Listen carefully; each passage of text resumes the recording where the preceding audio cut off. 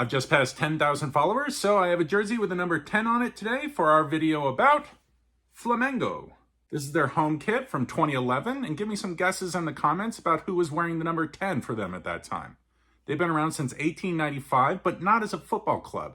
They actually just started playing football in 1912, and before that, until this day as well, they are a rowing club, giving their full name, Clube de Regatas do Flamengo.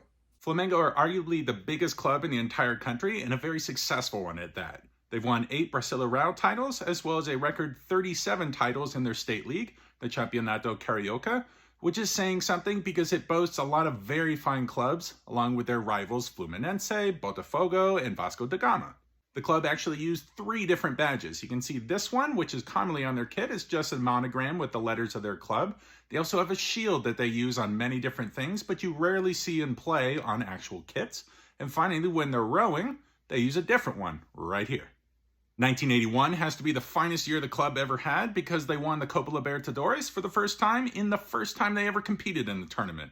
They were led to the title by the finest player who ever graced the club, Zico, who scored twice in the first leg of the Maracanã, and then twice again in the third match of the final because it was tied after 2 and had to go to a third at a neutral venue in order to decide the title. There are many things that a player can do to become a club legend, but scoring 4 goals across a 3-legged final is definitely one of the best ones I can think of. And to top all of that off, they went on to win the Intercontinental Cup that year against Liverpool, shutting them out 3-0.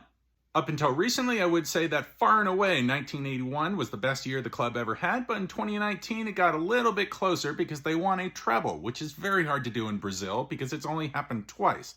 This meaning that they won their state league, the country's domestic league, the Brasileirão, and the Copa Libertadores all in one year. Beyond Zico, let's talk about 2 more players from their past, starting with Adriano, a striker who moved to Italy with Parma and Inter, where he picked up the nickname L'Imperatore, or the Emperor, due to his imposing size and vicious striking power in front of goal. And second, let's talk about the Serbian, Dejan Pekovic, who moved to the club and is one of the finest foreign players to ever play in Brazil, and oddly enough, re-signed by the club for a second time after he had sued them for unpaid wages previously. Awkward. In their current squad, the crown jewel has to be Gabriel Barbosa, or Gabigol, as he's nicknamed because of his goal-scoring talents. He's still wanted by European clubs who are trying to prize him back. Their second striker, Pedro, is also a fine talent that went to Europe and was prized back by Flamengo. And finally, you English fans are either going to love or hate to see the flowing locks of David Luiz in defense, who moved to Flamengo after his time at Arsenal and Chelsea completed. So that's your rundown on Flamengo from Brazil, and thank you for 10,000 followers.